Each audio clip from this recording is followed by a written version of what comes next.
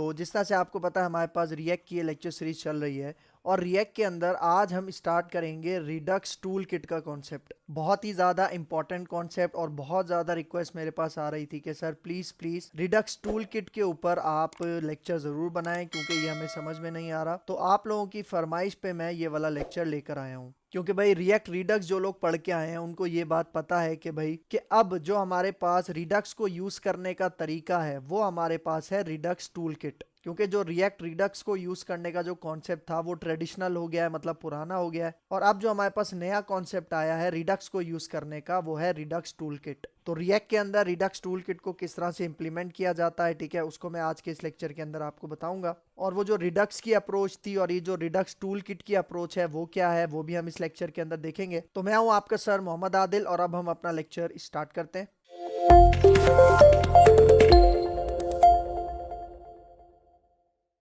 तो भाई देखो Redux tool kit in React, ठीक है, मतलब रिडक्स टूल किट को रिएक्ट एप्लीकेशंस के अंदर किस तरह से इंप्लीमेंट किया जाता है उसको हम आज के इस लेक्चर के अंदर देखेंगे। लेकिन इस लेक्चर को स्टार्ट करने से पहले कुछ प्री रेक्विजिट्स हैं, एक दो प्री रेक्विजिट्स हैं, वो मैं आपको बता देता हूँ कौन सी हैं। यहाँ पे आ जाओ। तो भाई यहाँ पे देखो, सबसे पहले आपको किन चीज़ों की नॉलेज होनी चाहिए। सबसे पहले आ गया रिएक्ट फंडामेंटल्स, मतलब रिएक्ट जेएस के जितने भी फंडामेंटल कॉन्सेप्ट हैं, जो भी जरूरी कॉन्सेप्ट है वो सारे आपको पता होना चाहिए। जिस तरह से हमारे पास फंक्शनल कंपोनेंट्स हो गए, स्टेट मैनेजमेंट हो गई, एरो फंक्शंस हो गए, ठीक है। तो इस तरह के जो फंडामेंटल कॉन्सेप्ट हैं वो आपको रिएक्ट के अंदर पता होने चाहिए। अगर आपको नहीं पता तो रिएक्ट की पूरी प्लेलिस्ट हमारे इस चैनल पे मौजूद है, आप वहां पे जाके इसको देख सकते हो, ठीक है। और भाई दूसरी जो हमारे पास प्री रेक्विजिट है रिडक्स टूल किट को समझने के लिए वो है हमारे पास रिएक्ट रिडक्स। इसका मतलब भाई अगर आप रिडक्स टूल किट को समझना चाह रहे हो तो उससे पहले आपको रिएक्ट रिडक्स का कॉन्सेप्ट भी होना लाजमी है। क्योंकि देखो अगर आपको रिएक्ट रिडक्स का कॉन्सेप्ट पता होगा, अगर आपको उसके अंदर एक्शंस, रिड्यूसर्स, स्टोर के बारे में पता होगा, तो ये जो रिडक्स टूल किट है ना उसको समझना आपके लिए बहुत ज्यादा आसान हो जाएगा। क्योंकि भाई देखो ये जो रिडक्स टूल किट है ना ये रिएक्ट रिडक्स का अपग्रेडेड वर्जन आप इसको कह सकते हो। इसीलिए मैं कह रहा हूं कि अगर आपको रिडक्स टूल किट को अच्छे से सीखना है तो आपको रिएक्ट रिडक्स की पहले से नॉलेज होनी चाहिए। और भाई रिएक्ट रिडक्स की भी मतलब कुछ पार्ट्स हैं, कुछ वीडियोस हैं, वो मैंने अपने इसी चैनल पे बनाई हुई हैं। उनके जो लिंक्स हैं वो आपको डिस्क्रिप्शन के अंदर मिल जाएंगे, आप वहां पे जाके पहले इसको पढ़ लो, उसके बाद इस लेक्चर के ऊपर आओ। क्योंकि मैंने भी पहले आपको रिएक्ट रिडक्स पढ़ाया था और अब मैं आपको क्या पढ़ाने लगा हूं यहाँ पे, रिडक्स टूल किट। और देखो एक चीज आपने याद रखनी है कि मैं इस लेक्चर के अंदर यही मान के चलूंगा कि आपको रिएक्ट रिडक्स आता है, क्योंकि वो जो रिएक्ट रिडक्स में हमने कॉन्सेप्ट पढ़े थे मैं उनको यहाँ पे दोबारा से रिपीट नहीं करूंगा, वरना ये जो लेक्चर है वो बहुत ज्यादा लेंदी हो जाएगा, ठीक है। फिर आगे आ जाओ। अब यहाँ पे देखो Redux tool kit in React, ठीक है। रिडक्स टूल किट क्या होती है, यहाँ पे सबसे पहला पॉइंट इसका देखो, Redux tool kit is a set of tools. Redux toolkit को क्या कहा जा रहा है, एक सेट ऑफ टूल्स कहा जा रहा है that help simplify Redux development. अब देखो बहुत ज्यादा इंपॉर्टेंट पॉइंट कि भाई रिडक्स टूल किट क्या है, एक सेट ऑफ टूल्स है जिसका क्या काम है, जिसका ये काम है कि वो रिडक्स डेवलपमेंट को सिंप्लीफाई करता है। सिंप्लीफाई का मतलब आसान करता है। भाई देखो जो रिएक्ट रिडक्स पढ़ के आया है उसे पता है कि भाई हमें वहां पे बहुत सारा लेंदी कोड लिखना पड़ता था, मतलब वहां पे हमें एक्शन सेपरेट बनाने पड़ते थे, रिड्यूसर सेपरेट बनाने पड़ते थे, तो मतलब बहुत ज्यादा लेंदी कोडिंग करके हमने वहां पे रिडक्स डेवलपमेंट को अचीव किया था। तो देखो रिडक्स टूल किट इसीलिए लॉन्च की गई है कि भाई वो जो रिडक्स डेवलपमेंट थी जो कि हम रिएक्ट रिडक्स की मदद से कर रहे थे उसको बहुत ज्यादा आसान बनाने के लिए हमारे पास रिडक्स टूल किट आया है। और रिडक्स टूल किट को आप अपग्रेडेड वर्जन भी कह सकते हो, किसका, रिएक्ट रिडक्स का। क्योंकि देखो इसके अंदर हमें ज्यादा फाइल्स बनाने की जरूरत नहीं पड़ती, मतलब रिडक्स टूल किट के अंदर हमें ज्यादा फाइल्स बनाने की नीड नहीं पड़ती। लेकिन जो हम रिएक्ट रिडक्स पढ़ के आए उसके अंदर आपको पता है कि भाई एक्शंस की अलग फाइल बनती थी, रिड्यूसर्स की अलग फाइल्स बनती थी और अलग अलग फाइल्स में बहुत ज्यादा लेंदी कोड होता था, ठीक है। बाकी जो रिएक्ट रिडक्स का फ्लो था, रिएक्ट रिडक्स का जो हमारे पास डेटा फ्लो था, कम्युनिकेशन थी, वो तकरीबन यहाँ पे बिल्कुल सेम है। सिर्फ इसके अंदर आप समझ लो कि वो जो फाइल्स हैं वो रिड्यूस हो गई हैं और जो कोड है वो रिड्यूस हो गया, ठीक है। फिर यहाँ पे देखो second point, it is also intended to be the standard way to write Redux logic in your application. भाई देखो अब यहाँ पे क्या कह रहा है कि भाई ये जो रिडक्स टूल किट है ना अब ये स्टैंडर्ड वे हो गया है रिडक्स डेवलपमेंट करने के लिए। मतलब जो हम रिएक्ट रिडक्स को यूज करके आए ना वो तरीका अब ट्रेडिशनल हो गया है, पुराना हो गया है। तो आजकल के टाइम पे जो हमारा स्टैंडर्ड और मॉडर्न वे है वो क्या है, रिडक्स टूल किट। मतलब रिडक्स टूल किट को यूज करके आपने क्या करना है, रिडक्स लॉजिक को अपनी एप्लीकेशन में इंप्लीमेंट करना है। फिर देखो third point, it includes utilities for creating and managing Redux stores as well as for writing Redux actions and reducers. मतलब देखो यहाँ पे क्या कह रहा है कि रिडक्स टूल किट के अंदर हमारे पास बहुत सारी ऐसी चीजें हैं जिनको यूज करके हम क्या कर सकते हैं, बहुत अच्छे तरीके से हमारे जो स्टोर्स होते हैं, रिडक्स स्टोर होते हैं, उसको क्रिएट कर सकते हैं और मैनेज कर सकते हैं। और जो रिडक्स एक्शंस और रिड्यूसर्स होते हैं वो भी हम बहुत अच्छे तरीके से लिख सकते हैं, किसको यूज करके, रिडक्स टूल किट को यूज करके। ठीक है, फिर देखो next point, the Redux team recommends using Redux toolkit any time you need to use Redux. मतलब भाई देखो, रिडक्स की जो टीम है जिन्होंने रिडक्स को बनाया है, अब वही रिकमेंड कर रहा है कि भाई जब भी आपको रिडक्स को यूज करने की जरूरत पड़ती है अपनी एप्लीकेशन में, तो आपने रिएक्ट रिडक्स को यूज नहीं करना, बल्कि आपने रिडक्स टूल किट को यूज करना है। इसका मतलब वो जो रिडक्स का हमारे पास वे था, वो जो हमारे पास रिडक्स का तरीका था, वो पुराना हो चुका है। अब हमारे पास जो रिडक्स के साथ काम करने के लिए जो नया टूल है, जो रिकमेंडेड टूल है, वो क्या है, रिडक्स टूल किट। तो ये बात आपने बहुत अच्छे से माइंड में रखनी है कि अब जो हमारे पास स्टैंडर्ड वे है, मॉडर्न वे है, वो क्या है, रिडक्स टूल किट। ठीक है, फिर देखो next point last, you can say that Redux tool kit is an upgraded and simplified version of Redux. मतलब देखो यहाँ पे यही कह रहा है कि भाई आप रिडक्स टूल किट को इस तरह से समझ सकते हो कि रिडक्स टूल किट क्या है, अपग्रेडेड और सिंप्लीफाइड वर्जन है किसका, रिडक्स का। मतलब रिडक्स टूल किट को रिडक्स का एक तो अपग्रेडेड वर्जन कहा जा रहा है, अपडेटेड वर्जन कहा जा रहा है, और सिंप्लीफाइड मतलब आसान वर्जन कहा जा रहा है किसका, रिडक्स डेवलपमेंट का। ठीक है, तो ये इंपॉर्टेंट पॉइंट है, आपने याद रखना है। फिर आगे आ जाओ। ठीक है, तो अब यहाँ पे देखो नेक्स्ट पॉइंट में क्या बता रहा है, it was originally created to help address 3 common concerns about Redux. मतलब देखो, रिडक्स टूल किट को जो बनाया क्या था, उसका मकसद क्या था, उसका मकसद ये था कि हमारे पास जो रिडक्स है ना, उसके अंदर कुछ प्रॉब्लम्स थी, मतलब कुछ कंसर्न्स थे, जिसको ओवरकम करने के लिए हमारे पास रिडक्स टूल किट को लॉन्च किया गया। अब वो 3 जो कंसर्न्स हैं वो क्या थे, तो यहाँ पे देखो पहला कंसर्न क्या है, configuring a Redux store is too complicated. इसका मतलब कि वो जो रिडक्स हम यूज करके आए हैं उसके अंदर रिडक्स स्टोर को कॉन्फ़िगर करना, सेटअप करना बहुत ज्यादा मुश्किल था। लेकिन रिडक्स टूल किट में ऐसा नहीं है, रिडक्स टूल किट के अंदर उसको कॉन्फ़िगर करना बहुत ज्यादा आसान है। फिर देखो next point, I have to add a lot of packages to get Redux to do anything useful. मतलब सेकंड कंसर्न क्या था कि भाई जब हम रिएक्ट रिडक्स को यूज कर रहे थे, तब वहां पे हमें बहुत सारे पैकेजेस ऐड करने पड़ते थे, तब जाके हम रिडक्स को किसी यूजफुल पर्पस के लिए यूज कर पाते थे। तो एक तो ये कंसर्न था, इस कंसर्न को भी क्या किया, रिडक्स टूल किट ने रिमूव कर दिया। फिर देखो third point, Redux requires too much boiler plate code. अब भाई देखो बॉयलर प्लेट कोड का क्या मतलब है, भाई देखो बॉयलर प्लेट कोड ऐसा कोड होता है जो कि हम बार बार रिपीट करते हैं। इसका मतलब फॉर एग्जाम्पल मुझे अलग अलग फंक्शनैलिटीज को इंप्लीमेंट करना है, तो उन फंक्शनैलिटीज को इंप्लीमेंट करने के लिए मुझे बार बार सेम टाइप का कोड लिखना पड़ता है। तो ऐसे कोड को हम कहते हैं बॉयलर प्लेट कोड। मतलब फॉर एग्जाम्पल मुझे अलग अलग फंक्शनैलिटीज इंप्लीमेंट करनी है, तो हर एक फंक्शनैलिटी के लिए वो जो मैं कोड लिखता हूं ना, वो एक सेम पैटर्न का होता है और बार बार रिपीट होता है। ठीक है, जो रिएक्ट रिडक्स को पढ़ के आए हैं, वहां पे जब आपने रिड्यूसर्स बनाए होंगे अलग अलग टास्क के लिए, अलग अलग एक्शंस के लिए, तो वहां पे वो जो सेम कोड जो था रिपीट होता था बार बार, उसी को कहा जा रहा है बॉयलर प्लेट कोड। तो इन्हीं तीनों चीजों को ओवरकम करने के लिए हमारे पास रिडक्स टूल किट को लॉन्च किया गया। अभी जब मैं आपको इसका प्रैक्टिकल करके दिखाऊंगा तो और चीजें आपको क्रिस्टल क्लियर हो जाएंगी।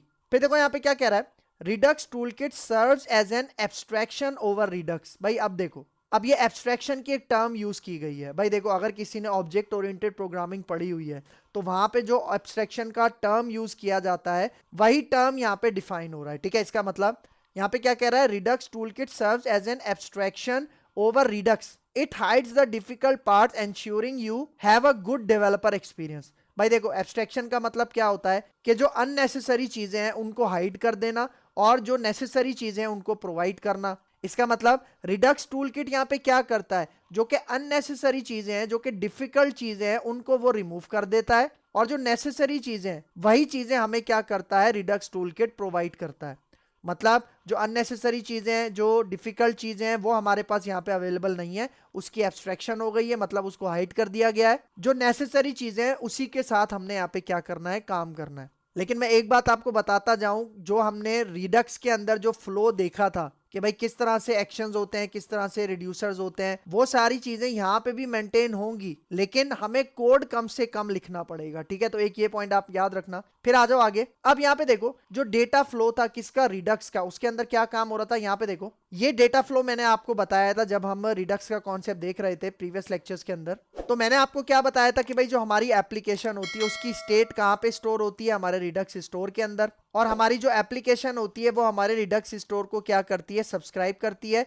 तभी रिडक्स स्टोर के अंदर जो भी हमारी स्टेट होती है वो हमारी एप्लीकेशन के अंदर एक्सेस होती है। और फिर मैंने आपको क्या बताया था कि भाई जब भी हमारी एप्लीकेशन को स्टेट को चेंज करने की जरूरत होती है तो सबसे पहला काम क्या होता है, हम एक एक्शन डिस्पैच करते हैं। एक्शन डिस्पैच करते हैं और फिर एक्शन हमारे पास कहां जाता है, रिड्यूसर में, और रिड्यूसर क्या करता है, हमारे एक्शन की मदद से हमारी स्टेट को अपडेट करता है और रिडक्स स्टोर के अंदर मेंटेन करता है। मतलब हमारी एप्लीकेशन डायरेक्ट हमारे रिडक्स स्टोर को स्टेट को अपडेट नहीं कर सकता, हमें ये वाला फ्लो फॉलो करना होता है। ठीक है, तो ये तो था रिडक्स का डेटा फ्लो। ठीक है, लेकिन रिडक्स टूलकिट का जो डेटा फ्लो है वो थोड़ा सा यहाँ पे डिफरेंट होगा, लेकिन उसके अंदर यही चीजें यूज होंगी, एक्शन यूज होंगे, रिड्यूसर यूज होंगे, रिडक्स स्टोर यूज होगा। ठीक है, तो ये पॉइंट अपने माइंड में रखना। ठीक है, फिर यहाँ पे देखो, अब भाई देखो रिडक्स फैशन के अंदर हम क्या करते थे, मतलब अगर हम स्टेट मैनेजमेंट कर रहे हैं रिडक्स फैशन के अंदर तो हम वहां पे क्या क्या काम करते थे। यहाँ पे देखो हमारे पास रिडक्स के अंदर 3 कोर कॉन्सेप्ट्स होते थे, ये हमने देखा था। कौन कौन से कोर कॉन्सेप्ट्स, एक्शन हो गया, रिड्यूसर हो गया और स्टोर हो गया। ठीक है, यही तीनों चीजें हम डीप में पढ़ के आए हैं ना। एक्शन क्या बताता था कि भाई स्टेट के अंदर किस टाइप की चेंजिंग की जाएगी। रिड्यूसर के अंदर हम क्या करते थे, जो एक्चुअल हमें स्टेट की चेंजिंग करनी है उसका कोड हम रिड्यूसर में लिखते थे, और फिर जो भी स्टेट हमारे पास होती थी न्यू स्टेट उसे हम अपने स्टोर के अंदर मेंटेन करते थे, सेव करते थे। ठीक हो गया, और इसके साथ साथ हमने हुक फंक्शंस भी पढ़े थे रिडक्स के। कौन कौन से, यूज सिलेक्टर पढ़ा था, यूज डिस्पैच पढ़ा था। यूज सिलेक्टर क्या करता था, हमारे स्टोर में जो भी हमारी स्टेट होती थी उसको गेट करने के लिए हम यूज सिलेक्टर यूज करते थे। और फिर जब भी हमें अपनी एप्लीकेशन से कोई एक्शन डिस्पैच करना होता था तो हम यूज डिस्पैच का हुक फंक्शन यूज करते थे।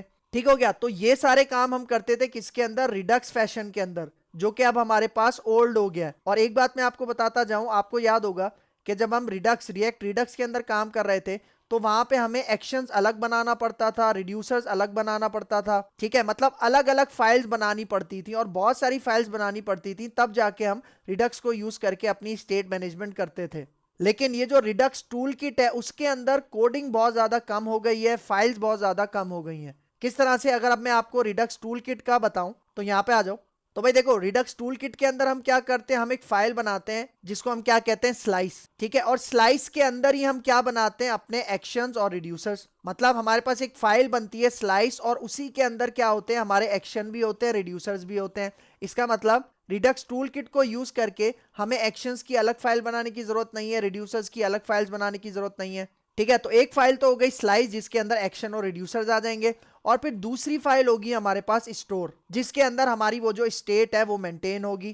क्योंकि आपको पता है ना रिड्यूसर्स क्या करता है, स्टेट को अपडेट करता है और अपडेट करने के बाद स्टोर के अंदर भेजता है। तो मतलब वो जो एक्शंस और रिड्यूसर्स हम बनाएंगे वो स्लाइस के अंदर बनाएंगे, और फिर स्लाइस का डेटा कहां पे पास हो जाएगा, स्टोर में पास हो जाएगा, और स्टोर के अंदर हमारी एप्लीकेशन की पूरी स्टेट क्या होगी, मेंटेन होगी। इसका मतलब यहाँ पे ये है, so it means we have to create only 2 files. तो अब देखो, अब आपको डिफरेंस यहाँ पे समझ में आ रहा होगा। रिडक्स का जो हमने पुराना कॉन्सेप्ट देखा था उसके अंदर हमें एक्शन की अलग फाइल्स बनानी पड़ती थी, रिड्यूसर्स की अलग फाइल बनानी पड़ती थी, लेकिन रिडक्स टूल किट में ऐसा नहीं हो रहा। यहाँ पे हम जस्ट क्या करेंगे, अपना स्लाइस बनाएंगे और स्टोर बनाएंगे, और स्लाइस के अंदर ही हमारे एक्शन और रिड्यूसर्स आ जाएंगे। इसका मतलब जस्ट 2 फाइल्स को यूज करके हम क्या करेंगे, अपनी स्टेट मेंटेन करेंगे। ठीक है, तो अब मैं आपको बताता हूं रिडक्स टूल किट का डेटा फ्लो। ठीक है, डेटा फ्लो क्या होता है, यहाँ पे आ जाओ।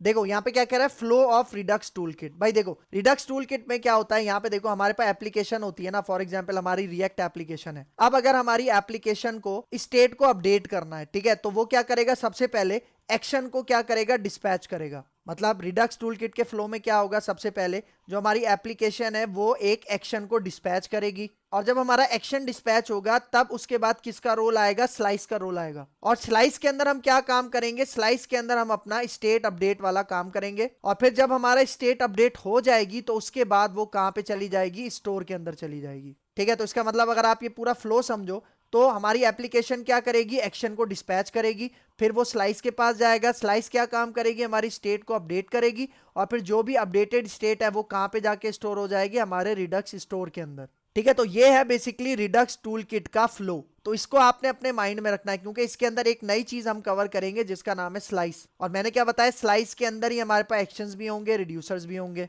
और भाई देखो, आपको याद होगा जब मैंने आपको रिडक्स का कॉन्सेप्ट कवर करवाया था, तो वहां पे मैंने एग्जांपल कौन सी यूज की थी, इंक्रीमेंट डिक्रीमेंट वाली।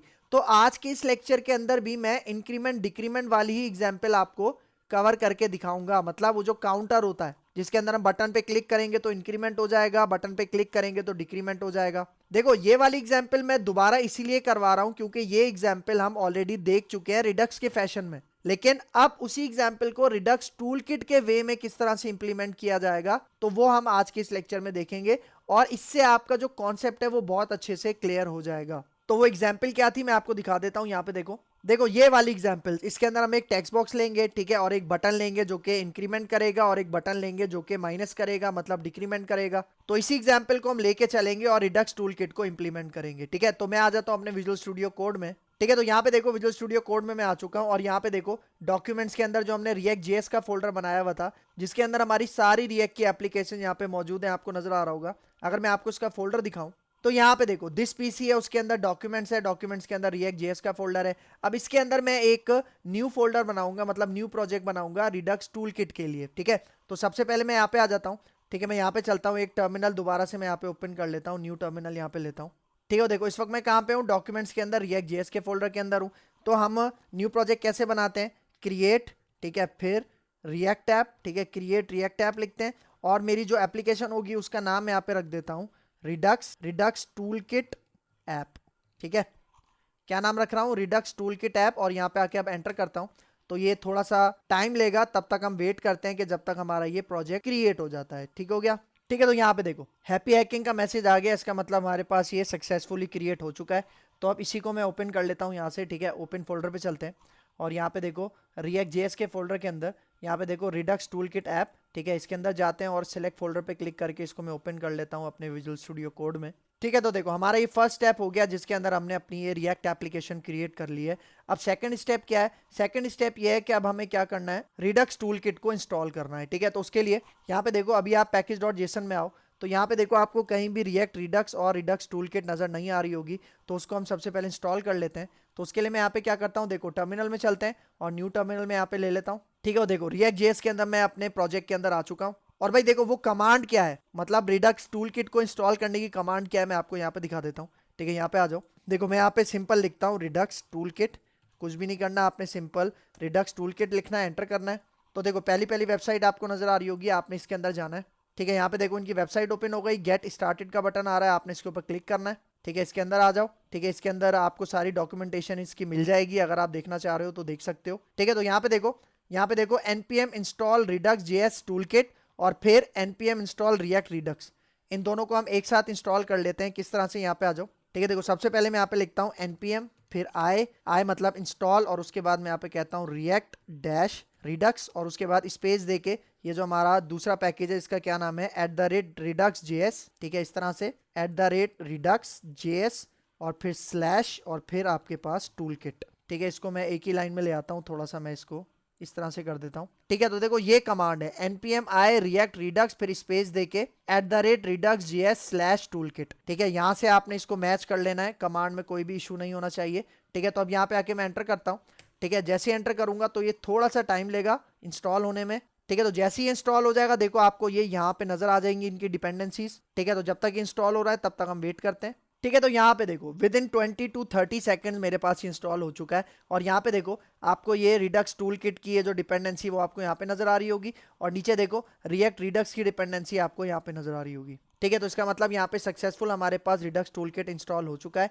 अब हमें क्या करना है, अब यहाँ पे हमें इसका डायरेक्टरी स्ट्रक्चर बनाना है, मतलब कौन सी फाइल्स हैं, क्या फोल्डर होगा वो बनाना है। तो यहाँ पे देखो एसआरसी के अंदर, एसआरसी के ऊपर मैं राइट क्लिक करता हूँ और न्यू फोल्डर ले लेता हूँ। ठीक है, और इस फोल्डर का नाम मैं यहाँ पे रख देता हूँ रिडक्स टूल किट। ठीक है, इस फोल्डर का नाम मैंने यहाँ पे क्या रख दिया, रिडक्स टूल किट। और मैंने आपको बताया था कि इसके अंदर दो फाइल्स बनेंगी, कौन कौन सी, सबसे पहली फाइल मैं यहाँ पे बनाता हूँ, राइट क्लिक करते हैं, न्यू फाइल लेता हूँ और इसका मैं नाम यहाँ पे रखता हूँ काउंटर स्लाइस। क्या नाम रख रहा हूँ, काउंटर स्लाइस डॉट जेएस। यहाँ पे आके एंटर करते हैं। ठीक है, ये पहली फाइल आ गई और इसके ऊपर मैं फोल्डर के ऊपर दोबारा राइट क्लिक करता हूँ, न्यू फाइल पे जाता हूँ और अब जो दूसरी फाइल होगी उसका नाम होगा स्टोर, मतलब स्टोर डॉट जेएस। तो यहाँ पे आके एंटर करते हैं। ठीक है। वो देखो ये डायरेक्टरी स्ट्रक्चर हमने सेटअप कर लिया, एक फोल्डर बनाया, उसके अंदर 2 फाइल्स बना ली, एक काउंटर स्लाइस के नाम से, नाम आप कुछ भी रख सकते हो, और दूसरी फाइल मैंने यहाँ पे क्या बना ली, store.js। ठीक है, तो अब सबसे पहले क्या करते हैं, सबसे पहले अपने स्टोर को सेटअप करते हैं, स्टोर को कॉन्फ़िगर करते हैं। तो उसके लिए यहाँ पे देखो, यहाँ पे मैं एक पैकेज यहाँ पे इंपोर्ट करवाऊंगा जिसका क्या नाम है, मैं आपको बता देता हूँ। यहाँ पे देखो कॉन्फ़िगर स्टोर आपको नजर आ रहा है लिस्ट में, तो यहाँ पे आके मैं इसको एंटर करता हूँ। तो देखो जैसे ही एंटर किया तो ये देखो रिडक्स टूल किट का जो हमारे पास पैकेज था उसमें से इसने मुझे कॉन्फ़िगर स्टोर को क्या करके दे दिया, गेट करके दे दिया, और इसी की मदद से हम क्या करेंगे, अपने स्टोर को कॉन्फ़िगर करेंगे। अगर आपको इसकी डिटेल देखनी है, आप इसके ऊपर माउस लेके जाओ तो सारी चीजें आपको यहाँ पे बता देगा। ठीक है, देखो क्या बता रहा है, a friendly abstraction over the standard Redux, मतलब जो हम क्रिएट स्टोर का फंक्शन यूज करके आए ना रिएक्ट रिडक्स में, उसी को यहाँ पे रिप्लेस कर दिया है किसने, कॉन्फ़िगर स्टोर ने। ठीक हो गया, तो अब यहाँ पे आ जाओ। अब यहाँ पे मैं इसको बना लेता हूँ। ठीक है, मैं यहाँ पे कहता हूँ कॉन्स्ट के बाद यहाँ पे मैं इसको कहता हूँ स्टोर। ठीक है, और इसके अंदर यहाँ पे मैं यही फंक्शन यूज कर लूंगा जिसका क्या नाम है, कॉन्फ़िगर स्टोर, और ये हमारे पास एक ऑब्जेक्ट लेता है, तो इसके अंदर मैं कर्ली ब्रैकेट पास करके यहाँ पे एंटर करूंगा, और इसके अंदर मैं यहाँ पे क्या पास कर दूंगा, इसके अंदर मैं यहाँ पे पास कर दूंगा रिड्यूसर। ठीक है, रिड्यूसर पास करूंगा, और इसके अंदर मैं फिलहाल यहाँ पे एम्प्टी ऑब्जेक्ट पास कर देता हूँ क्योंकि अभी तक मैंने कोई रिड्यूसर बनाया नहीं है। ठीक है, और फिर यहाँ पे मैं क्या करता हूँ, इसको मैं यहाँ से एक्सपोर्ट कर लेता हूँ। ठीक है, मतलब देखो यहाँ पे मैं क्या करूंगा, कॉन्फ़िगर स्टोर की मदद से जो भी मैं अपना स्टोर कॉन्फ़िगर करूंगा वो इस वेरिएबल के अंदर भेज दूंगा, और फिर यहाँ पे देखो मैं इसे एक्सपोर्ट करवा रहा हूँ। एक्सपोर्ट क्यों करवा रहा हूँ, क्योंकि अब मैं इसको यूज करूंगा। यूज कहाँ पे करूंगा, देखो हमारी एप्लीकेशन के अंदर ये जो फाइल होती है जिसका क्या नाम है index.js, इसके अंदर चलते हैं। ठीक है, तो यहाँ पे देखो, यहाँ पे मैं 2 चीजें इंपोर्ट करूंगा। सबसे पहले तो ये स्टोर इंपोर्ट करूंगा। कौन सा स्टोर, जो मैंने अभी यहाँ पे बनाया। ठीक है, ये देखो आपको नजर आ रहा है store with first letter S small है। ठीक है, तो यहाँ पे आके मैं जैसे ही एंटर करूंगा तो ये देखो इसने हमारी स्टोर की वो जो फाइल थी उसमें से इस स्टोर को गेट करके दे दिया। अब मुझे यहाँ पे दूसरी चीज इंपोर्ट करनी है। ये काम हमने रिएक्ट रिडक्स के अंदर भी किया था, तो जिसने मेरी वो वाली प्लेलिस्ट देखी है उसको अच्छे से समझ में आ रहा होगा कि मैं यहाँ पे क्या काम कर रहा हूँ। अब यहाँ पे मैं क्या करूंगा, प्रोवाइडर को गेट करूंगा। ठीक है, प्रोवाइडर को गेट करूंगा, देखो कहाँ से गेट कर लिया, रिएक्ट रिडक्स में से गेट कर लिया। इसका मतलब देखो रिडक्स टूलकिट के साथ साथ मैं यहाँ पे रिएक्ट रिडक्स की भी चीजें यूज कर रहा हूँ, तो इस पॉइंट को भी याद रखना। ठीक है, तो भाई देखो अब मैं यहाँ पे क्या करूंगा, ये जो प्रोवाइडर है ना इसको मैं कैसे यूज करूंगा, भाई देखो ये जो मेरी ऐप है, ऐप कंपोनेंट है, इसको मैं रैप कर दूंगा किसके अंदर, ये जो प्रोवाइडर है इसके अंदर। ठीक है, ये देखो इस प्रोवाइडर को मैं रैप कर रहा हूँ, एनक्लोज कर रहा हूँ, और इसके अंदर मैं क्या रख रहा हूँ, इसके अंदर मैं रख रहा हूँ अपना ऐप कंपोनेंट। ठीक है, और इस प्रोवाइडर मतलब ये प्रोवाइडर क्या काम करेगा, ये आपको आपका स्टोर प्रोवाइड करेगा। ठीक है, कौन सा स्टोर, यहाँ पे देखो ये जो मैंने स्टोर यहाँ से इंपोर्ट किया है, ये मैं अपने इस स्टोर प्रॉप को यहाँ पे पास कर देता हूँ। ठीक है, इससे क्या होगा भाई, देखो मैंने क्या बताया, जो हमारी स्टोर होती है उसी के अंदर हमारी पूरी एप्लीकेशन की स्टेट होती है ना, तो वो जो स्टेट है हमारे पास इस स्टोर के अंदर, वो मैं कहाँ पे प्रोवाइड कर रहा हूँ, हमारे ऐप कंपोनेंट को प्रोवाइड कर रहा हूँ। और आपको पता है हमारी एप्लीकेशन के जितने भी कंपोनेंट्स होते हैं वो सारे ऐप के अंदर आते हैं। इसका मतलब आप समझ लो कि यहाँ पे क्या काम हो रहा है कि जो हमारी स्टोर है ना वो हमारे सारे कंपोनेंट्स के पास क्या हो रही है, शेयर हो रही है, ट्रांसफर हो रही है।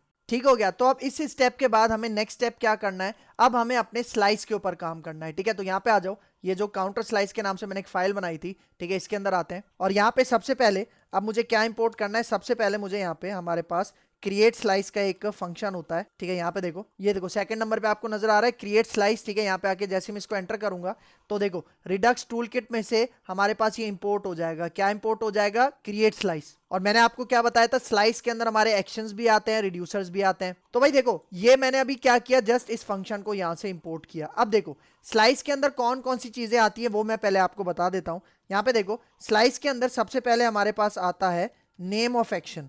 क्या आता है, नेम ऑफ एक्शन। उसके बाद इसके अंदर आता है हमारे पास इनिशियल स्टेट। क्या आता है, इनिशियल स्टेट। और इनिशियल स्टेट के बाद हमारे पास इसके अंदर आता है रिड्यूसर।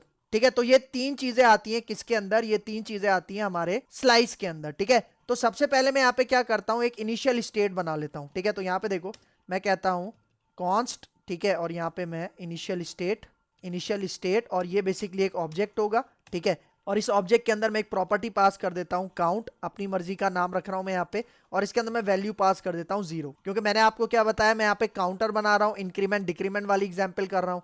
तो इसकी मैंने स्टेट बनाई, और ये स्टेट क्या है, ये बेसिकली स्टेट ऑब्जेक्ट है, और इसके अंदर मैंने एक प्रॉपर्टी पास कर दी काउंट, और उसके अंदर इनिशियल वैल्यू मैंने क्या डाल दी, 0।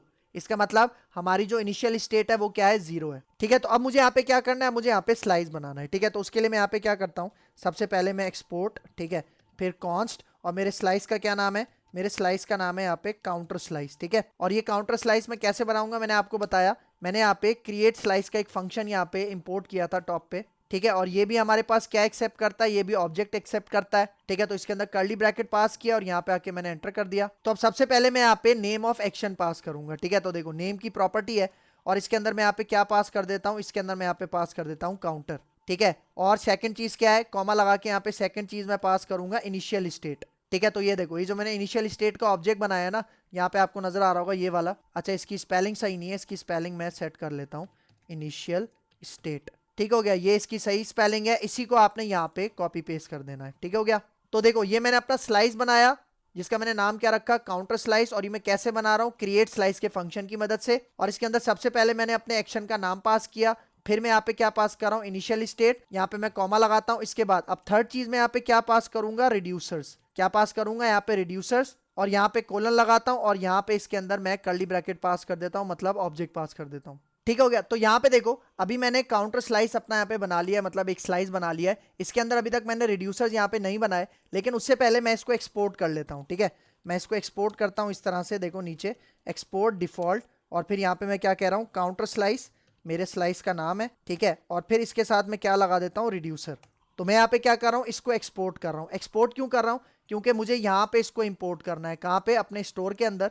तो सबसे पहले मैं यहाँ पे इसको इंपोर्ट कर लेता हूँ। देखो इसका क्या नाम है हमारे पास, काउंटर स्लाइस, ठीक है। काउंटर स्लाइस को यहाँ पे मैं इंपोर्ट कर लेता हूँ। तो देखो इस फाइल में से इसने हमें काउंटर स्लाइस निकाल के दे दिया।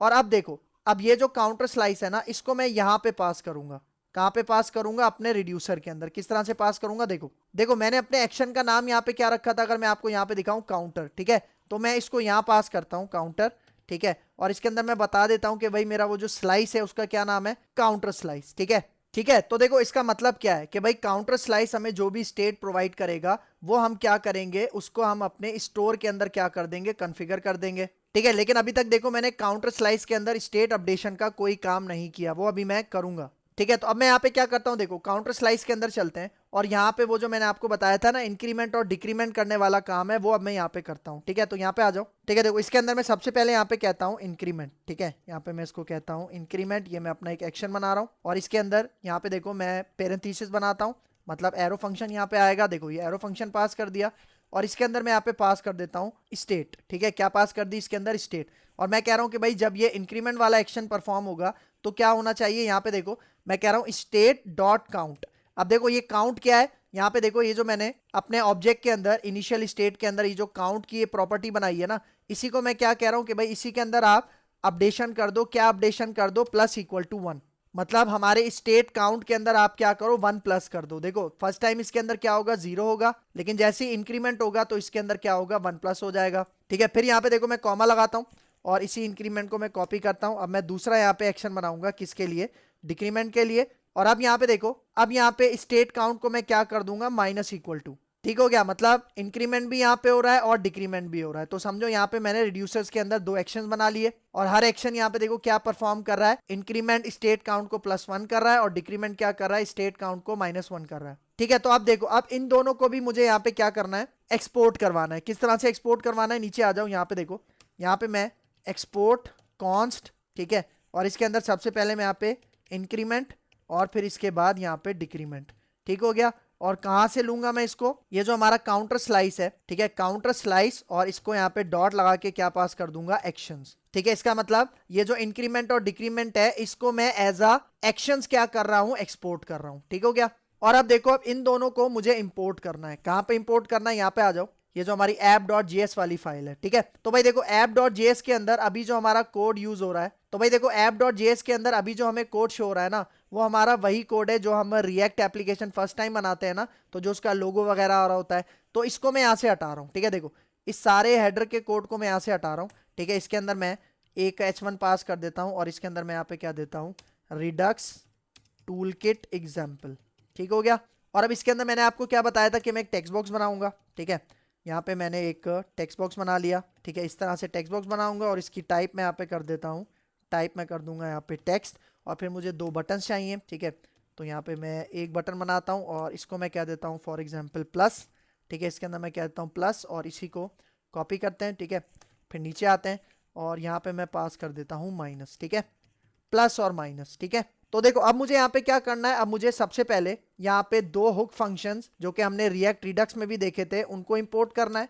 सबसे पहला है हमारे पास कौन सा, यूज सेलेक्टर। देखो यूज सेलेक्टर आ गया कहाँ से, रिएक्ट रिडक्स में से। अब इसी के साथ मुझे यूज डिस्पैच को भी यूज करना है, ठीक हो गया। और इसके साथ साथ यहाँ पे देखो ये जो मैंने इंक्रीमेंट और डिक्रीमेंट वाले जो हमारे पास एक्शंस थे उनको मैंने एक्सपोर्ट करवाया था ना, यहाँ पे अब मैं उसे क्या कर लूंगा, इंपोर्ट करवा लूंगा। किस तरह से, यहाँ पे देखो इंक्रीमेंट और फिर इसी के साथ साथ मुझे यहाँ पे क्या करवाना है, डिक्रीमेंट। ठीक है, सही है। तो देखो दोनों चीजें मैंने यहाँ से इंपोर्ट करवा ली, कौन कौन सी, इंक्रीमेंट और डिक्रीमेंट। ठीक है, तो अब मुझे क्या करना है भाई, देखो मेरी जो इनिशियल स्टेट है उसको मुझे गेट करवाना है अपने इस टेक्स्ट बॉक्स के अंदर। ठीक है, तो उसके लिए मैं क्या यूज करूंगा, यहाँ पे यूज सेलेक्टर वाला हुक यूज करूंगा।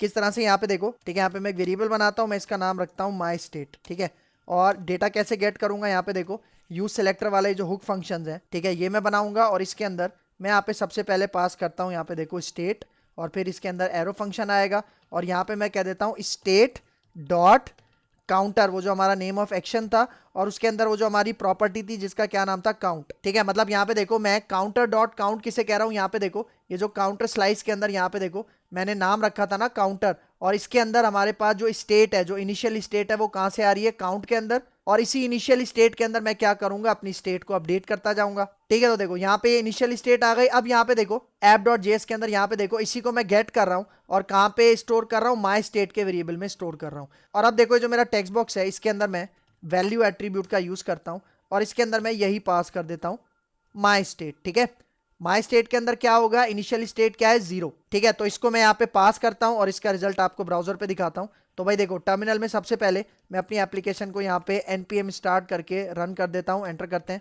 ठीक है, तो यहाँ पे देखो ये हमारी एप्लीकेशन रन हो चुकी है। ठीक है, अब अगर मैं अपने गूगल क्रोम पे चलता हूँ तो यहाँ पे देखो आपको रिजल्ट नजर आ रहा है। अभी देखो इनिशियल स्टेट आपको क्या नजर आ रही है, 0, क्योंकि यहाँ पे अगर आप देखो मैंने यहाँ पे क्या स्टोर किया हुआ है, मैं चलता हूँ काउंटर स्लाइस पे, तो यहाँ पे देखो अभी मैंने 0 स्टोर किया हुआ ना, इसलिए 0 नजर आ रहा है। अगर मैं यहाँ पे पास कर दूं 30, ठीक है, तो इसको सेव करता हूँ और अब इसका रिजल्ट आपको दिखाता हूँ ब्राउजर पे। तो यहाँ पे देखो अब आपको क्या नजर आ रहा है, 30। ठीक है, तो जो भी आप यहाँ पे इनिशियल स्टेट सेट करोगे वही आपको यहाँ पे नजर आएगी। इसको मैं दोबारा 0 कर देता हूँ। ठीक है, तो अब दोबारा चलते हैं app.js के अंदर और देखो अब मुझे यहाँ पे क्या काम करना है। देखो ये जो मैंने दो बटन बनाया ना, प्लस और माइनस, ठीक है, तो यहाँ पे देखो ये जो प्लस का बटन है इसके ऊपर मैं इंक्रीमेंट वाला एक्शन परफॉर्म करवाऊंगा, मतलब डिस्पैच करवाऊंगा, और माइनस के ऊपर मैं डिक्रीमेंट वाला एक्शन डिस्पैच करवाऊंगा। किस तरह से, यहाँ पे देखो ये जो प्लस वाला बटन है इसके अंदर मैं यहाँ पे पास करता हूँ ऑन क्लिक, और इसके अंदर यहाँ पे देखो मैं क्या पास करूंगा, एक एरो फंक्शन पास करूंगा। लेकिन एरो फंक्शन के अंदर लिखने से पहले यहाँ पे देखो मैं यहाँ पे ये जो मैंने यूज डिस्पैच वाला हुक फंक्शन टॉप पे इंपोर्ट किया था ना,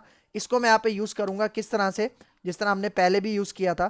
ठीक है, मैं यहाँ पे एक वेरिएबल बनाता हूँ, इसका नाम रखता हूँ डिस्पैच, और इसके अंदर ये जो हमारा यूज डिस्पैच वाला हुक है इसका रेफरेंस में यहाँ पे पास कर देता हूँ। ठीक है, तो अब ये वाला जो डिस्पैच है इसी को मैं यहाँ पे यूज करूंगा। कहाँ पे, देखो ये जो मैंने प्लस वाले बटन के अंदर ऑन क्लिक लगाया है, यहाँ पे मैं पास करता हूँ डिस्पैच, और इसके अंदर यहाँ पे देखो वो जो इंक्रीमेंट का एक्शन मैंने टॉप पे इंपोर्ट किया था उसको मैं यहाँ पे इस तरह से क्या करता हूँ, पास कर देता हूँ। इसका मतलब जैसे ही मैं प्लस के बटन के ऊपर क्लिक करूंगा तो क्या होगा, हमारे पास कौन सा एक्शन डिस्पैच होगा, ये इंक्रीमेंट वाला। ठीक है, और इस इंक्रीमेंट को यहाँ पे देखो टॉप पे आपने इस तरह से इंपोर्ट करना है लाजमी। ठीक है, और देखो ये कहाँ से आ रहा है, ये आ रहा है यहाँ से, ये जो हमने रिड्यूसर बनाया था ना यहाँ से, देखो यहाँ से आपको नजर आ रहा है। मतलब जैसे ही मैं ये एक्शन डिस्पैच करूंगा तो मतलब ये वाला कोड चलेगा और वो क्या करेगा, हमारी स्टेट के अंदर +1 कर देगा। ठीक है, इसी तरह यहाँ पे देखो मैं इसी लाइन को कॉपी करता हूँ, ये जो पूरा ऑन क्लिक है इसको मैं यहाँ से कॉपी करता हूँ और माइनस वाले बटन के अंदर यहाँ पे आके इसको पेस्ट करता हूँ, और इसके अंदर यहाँ पे देखो मैं क्या पास कर दूंगा, डिक्रीमेंट। ठीक है, तो इसका मतलब जब मैं माइनस के ऊपर क्लिक करूंगा तो कौन सा एक्शन डिस्पैच होगा,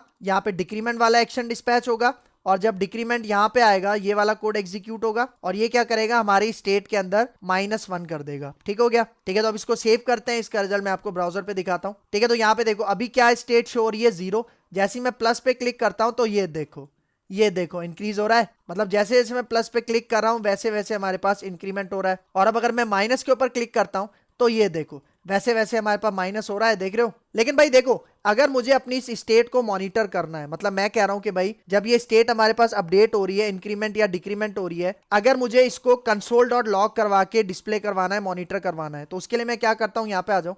हमारे पास ये जो index.js वाली फाइल है ना, ठीक है, इसके अंदर चलते हैं और यहाँ पे देखो, यहाँ पे जो मैंने स्टोर इंपोर्ट किया है, ठीक है, इसको मैं यहाँ पे क्या करता हूँ, सब्सक्राइब करता हूँ।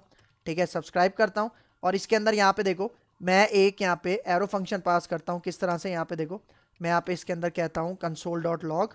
ठीक है, और कंसोल डॉट लॉग के अंदर मैं कहता हूँ स्टोर और इसका एक फंक्शन होता है जिसका नाम है गेट स्टेट। ठीक है, ये सब्सक्राइब क्या है, चेंज लिसनर है, मतलब जब जब हमारी स्टेट अपडेट होगी तो हमारे पास ये फंक्शन चलेगा और ये फंक्शन क्या करेगा, जो भी अपडेटेड स्टेट है उसको गेट करके देगा। और उसको गेट कौन करके देगा, ये गेट स्टेट वाला फंक्शन। ठीक है, तो अब इसको सेव करते हैं और अब इसका रिजल्ट आपको ब्राउजर पे दिखाता हूँ। ठीक है, यहाँ पे आ जाओ और राइट क्लिक करके मैं इंस्पेक्ट पे जाता हूँ और इंस्पेक्ट पे क्लिक करने के बाद वो जो कंसोल होता है उसको मैं ओपन कर लेता हूँ। ठीक है, देखो कंसोल पे चलते हैं तो यहाँ पे देखो, यहाँ पे अभी एक एरर आ रहा है। एरर कौन सा आ रहा है, वैल्यू प्रॉप वाला। क्योंकि भाई देखो आपको पता है जब भी आप अपने टेक्स्ट बॉक्स के अंदर वैल्यू प्रॉप यूज करते हो तब आपको ऑन चेंज यूज करना पड़ता है, लेकिन मैंने यहाँ पे अभी ऑन चेंज यूज नहीं किया इसलिए ये एरर आ रहा है। तो भाई इस एरर की कोई टेंशन की बात नहीं है क्योंकि मैं आपको जस्ट ये एग्जांपल समझा रहा हूँ किसकी, रिडक्स टूल किट की। ठीक है, तो देखो अब अगर मैं यहाँ पे प्लस या माइनस पे क्लिक करता हूँ, देखो अगर मैं प्लस पे क्लिक करता हूँ तो यहाँ पे देखो नीचे जैसे जैसे प्लस पे क्लिक कर रहा हूं तो देखो क्या हो रहा है, यहाँ पे देखो काउंटर एग्जीक्यूट हो रहा है जो हमारा नेम ऑफ एक्शन था। देखो अगर मैं इसको एक्सपेंड करता हूं तो ये देखो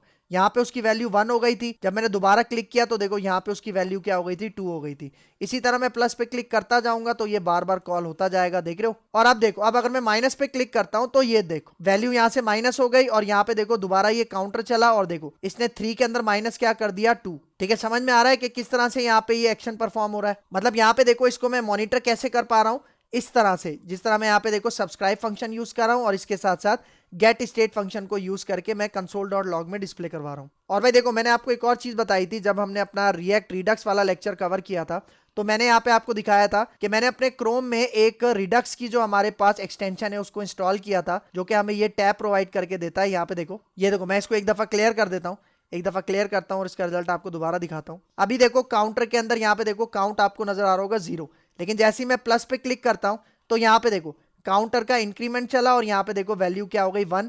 मैं दोबारा प्लस करता हूँ, देखो दोबारा इंक्रीमेंट चला, वैल्यू क्या हो गई 2।